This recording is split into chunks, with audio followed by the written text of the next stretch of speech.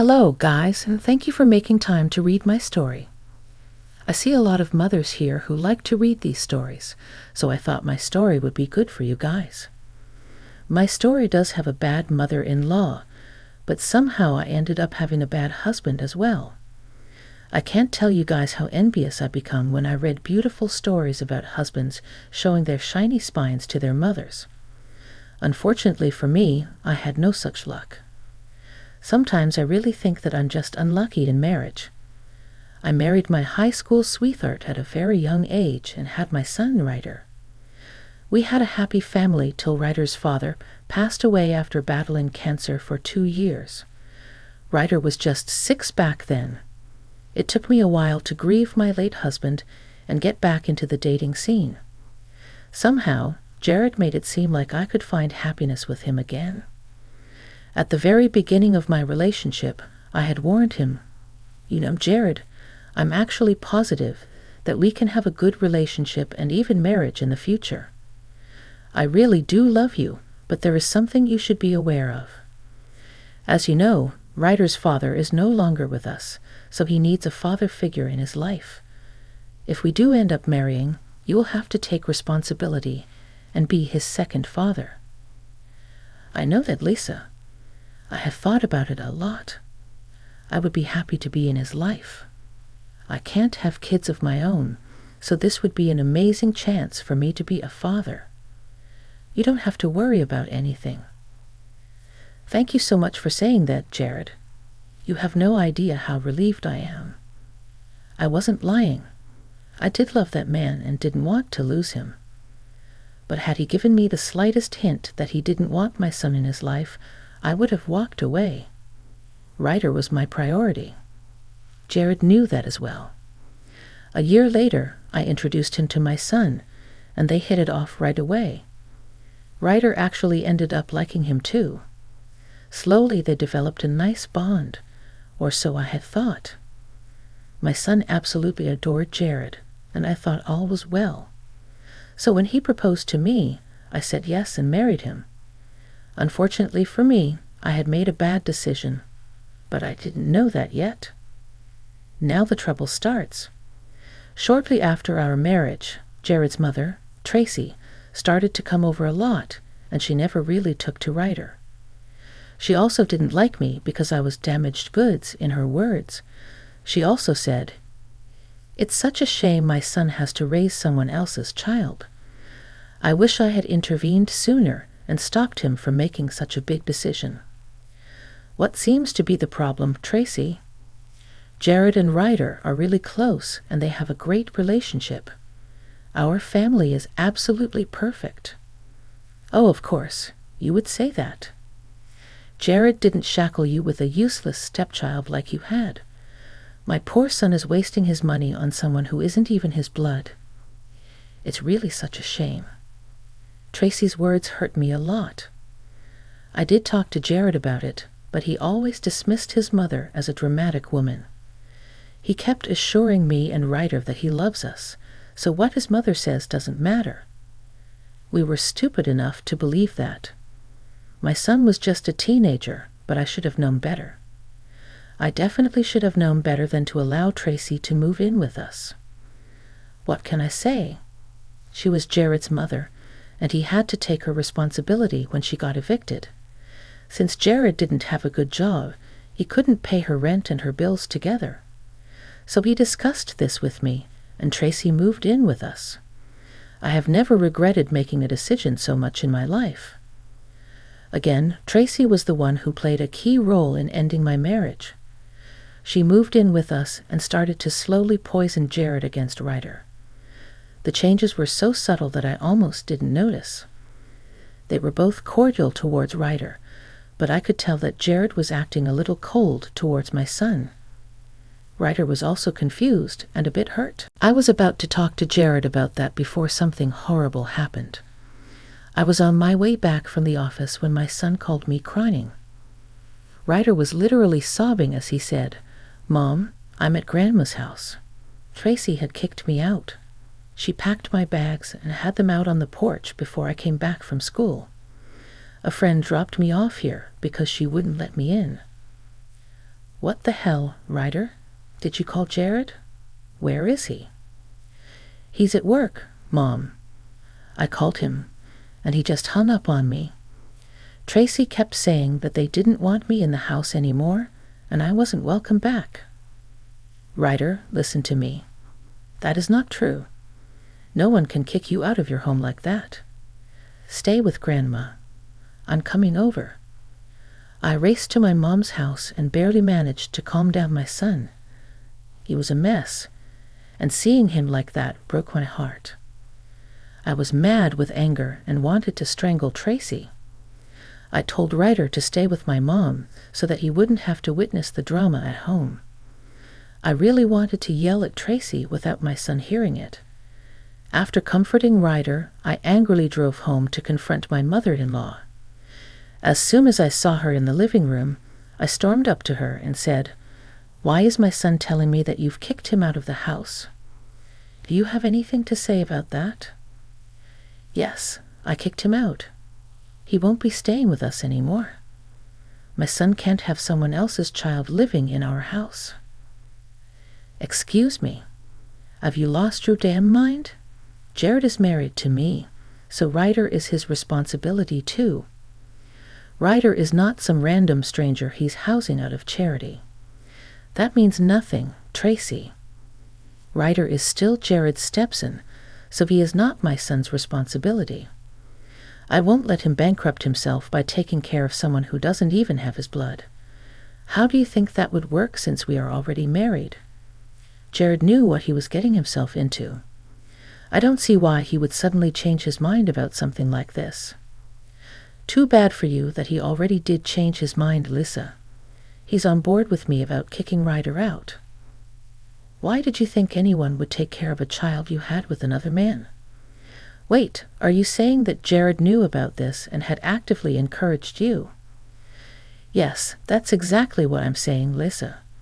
Your own husband doesn't want to keep your spawn. If you don't believe me, why don't you ask him directly?"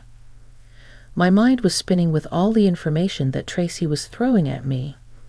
First, it started with her stupid banter about how Ryder is not blood and shouldn't be my husband's problem. Then she told me that Jared agreed with her statements and supported her in kicking out my son. This was all news to me since Jared never said something like this out loud to me. For a moment, I felt very vulnerable. The possibility of my husband turning out to be such a cruel man absolutely destroyed my heart. Tracy looked all smug and was smirking at me when she said that Jared agreed with her. She seemed so confident that I started to have doubts about my husband. But instead of just jumping to conclusions, I decided to call Jared home immediately. The fact that he sounded nervous when speaking to me also didn't sit well with me. When Jared returned home, he avoided looking directly at me. At that point, I knew that Tracy was probably right about my husband. So, in a stern voice, I said, "Jared, your mother has tried to kick Ryder out of the house today. Do you have anything to say about this?" "Well, what do you want me to say, Lisa?" "So Tracy was right? She said that you support her actions and wanted this to happen as well. Tell me, Jared, why do you think kicking out my son is a good idea?" "Oh, come on, Lisa. We're tired of saying the same thing again and again. My son will not raise your stupid child. Some kid with a stranger's blood will not live with us. You have already made your stance clear, Tracy." "I wasn't talking to you at all, Tracy. I was asking Jared. So you need to shut up and let him talk. Jared, tell me what you want." Jared was actually stammering a little and refusing to look into my eyes. He knew that what he was going to say would piss me off to a great extent. It also didn't help that I actually looked pretty mad and had my no-nonsense voice while talking. Jared was a little hesitant to speak out for himself, so his mother nudged him a little to boost his confidence. She said, "Jared, go ahead and tell your wife what you want. This is your house, and you deserve to have a say in who stays here and who doesn't. You don't have to feel guilty for anything." "You were right, Mom. This is my house too, so I should get a say in who stays here, Lisa. I actually agree with my mom about kicking Ryder out. Are you serious right now? You want to kick my son out of the house? Where the hell is this even coming from? This is insane, Jared. Look, Lissa. I know he's your son and all, but he's not mine. You can't really expect me to have the kid in my house when he has no relationship with me. I don't see why I have to house him. What the hell are you talking about, Jared? Ryder is your freaking stepson. You can't just throw him out and expect me to be okay with this. What's up with all of your son, my son? You agreed to take care of my son long before we got married. That was before we got married, Lissa. Now that we have, I don't feel comfortable having Ryder around full time. Sure, we can be holiday parents or even weekend parents, but keeping him full time is too much. He's becoming a burden. I don't see why I should make someone else's child my problem. It would be right to say that I was completely floored. This man, the man that I married, was telling me to become a holiday parent to my own son. Let me just remind you guys that this man promised to take care of Ryder like his own. Now he was telling me to drop my son off God knows where because he didn't want Ryder around full time. And this was after knowing full well for years that Ryder doesn't have another living parent. It was all so bizarre that I actually had to ask what he was thinking. I looked at Jared in disbelief and said, "Excuse me, Jared, are you telling me to become a holiday parent to my own son?" Do you even hear yourself? My son's father is freaking dead. Where do you even think I should make him stay the rest of the time? Why don't you just drop him off at your mom's? She's having a good time lounging around, doing nothing. She should take care of him full time instead of making me host your son for free. Why won't you just ask his own grandma? You don't freaking host my son, Tracy. We are the ones who host you for free. You don't pay us a cent for anything. So just shut your damn mouth. Hey, you can't talk to my mom like that. We agreed to let her stay with us for free. It was our decision. You cannot insult her for that. Now, I didn't know whether I wanted to laugh or cry. My husband was casually sitting on the couch and telling me that having his mooching mother in the house was perfectly acceptable while my underage son was not welcome. It was so bizarre, and the irony of the situation was not lost on me. I said, "Exactly, Jared. You agreed to take care of Ryder and have him in your life. Now you have no right to backtrack and expect me to agree with you. Oh, please, you can't compare these two things. This is different, Lissa. Mom has no one else, while Ryder has your family. Mom is right. Your mom should step in and take Ryder. He is her blood anyway. It's better that way." You are absolutely insane, Jared. Do you even hear yourself? You are adamant about kicking my underage son out of the house.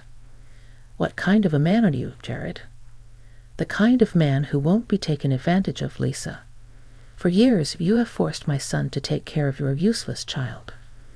Poor Jared had to play dad to some dead man's son while having no children of his own. Thank God I came here and drilled some sense into him. There it was. My doubts turned out to be true after all. It was Tracy who put these ridiculous ideas in Jared's head.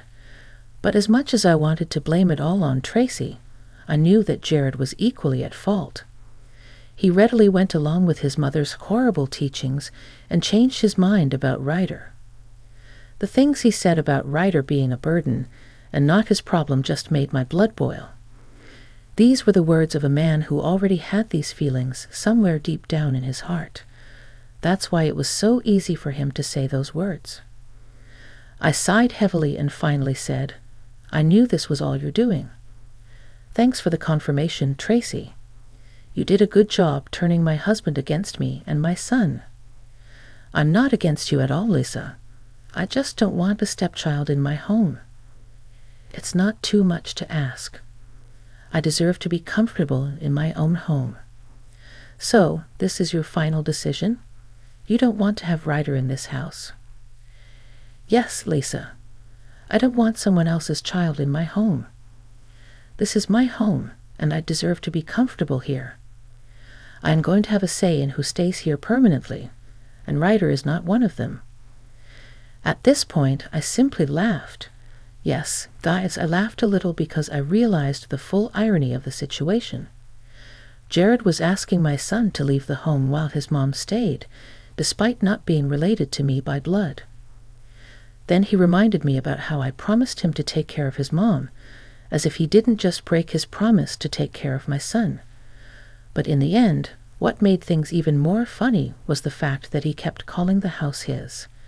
He kept saying that he didn't want Ryder in his home, but he might have forgotten that the house Jared and his freeloading mom was staying in was mine. Readers, you have read that right. The house was actually mine. It used to be my late husband's property, which he had willed to me. So after his passing, I was made the owner of the house. Technically speaking, this was Ryder's home as much as it was mine, and my current husband was acting like the house belonged to him and his mom. They didn't even have any right to decide who could and couldn't stay in my house.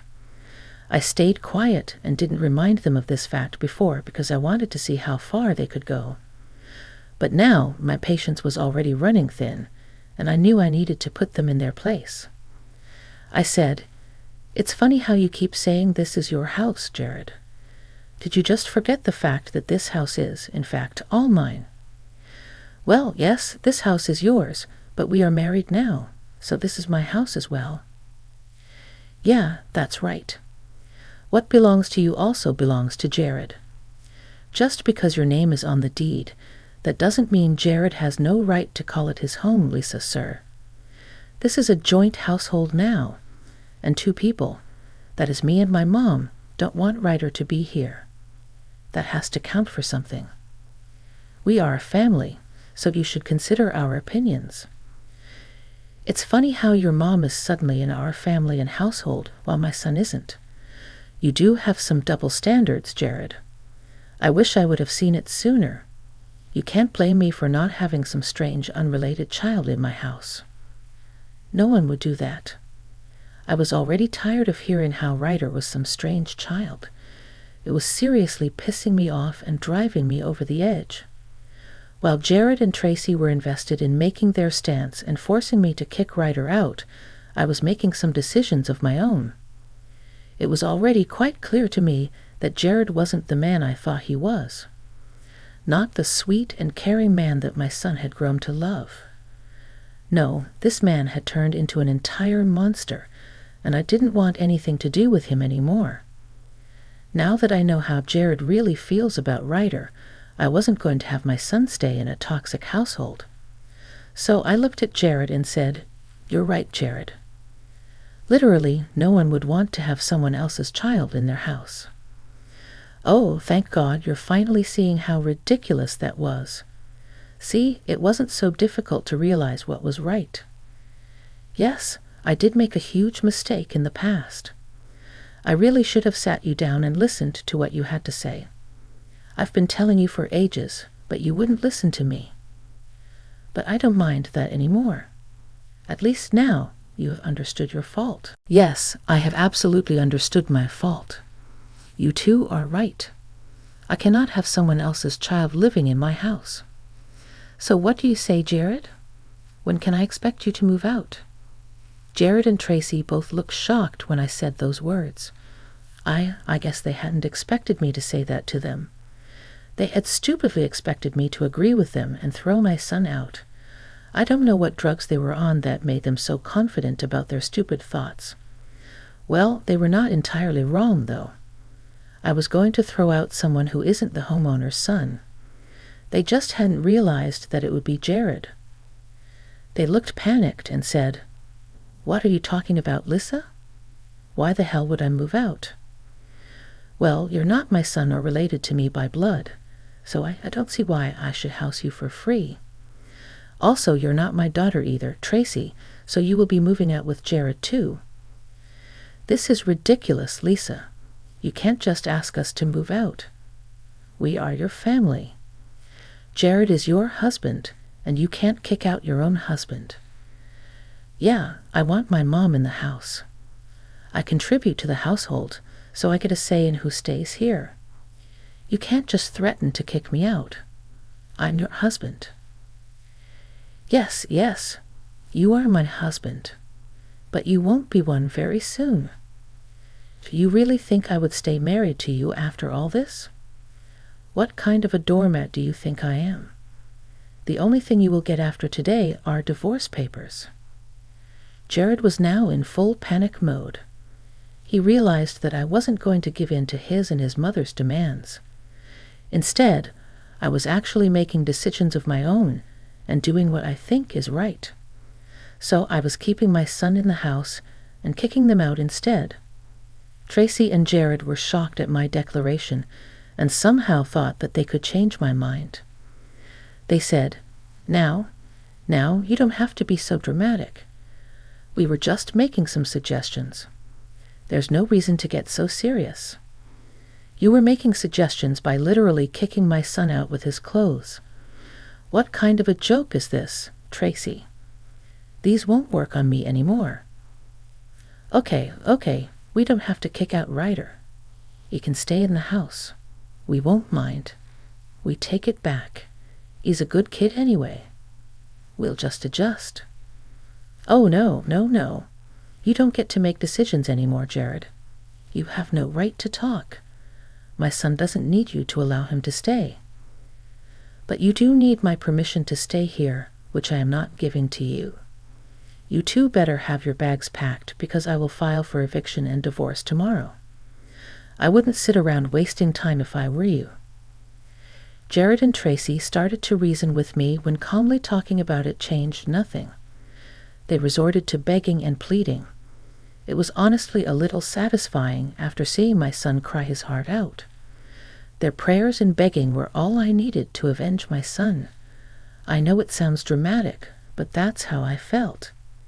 Seeing my son so broken had my heart shattered to pieces. That is exactly why it was such an easy decision to make. The very next day, I hired a good lawyer who would fight my case. I had the divorce papers drawn and served very soon after. Also, the eviction papers followed. Jared and Tracy were pretending that everything was fine until they were hit with divorce and eviction papers. Then the tears and begging started again. I simply told them that it wouldn't work and not to bother anymore. I was counting the days till they would leave and I would have my son back in the house. Ryder didn't want to be around Jared or Tracy and was happy to be at his grandma's until they had left. So a month was up soon, and Jared was forced to move out with his mom. He tried to beg and plead until the very end. In the days up to their leaving, Jared and Tracy ended up fighting between themselves. Jared blamed his mom for ruining his marriage, while Tracy kept saying that this was all his fault. I did live through some noisy nights, but those had stopped when they left, thankfully. I didn't have to wait for a divorce for long as well. Now I am happy being a divorced woman and living a good life with my son. Jared is barely scraping by while his mom moved to another state after he refused to pay for her expenses.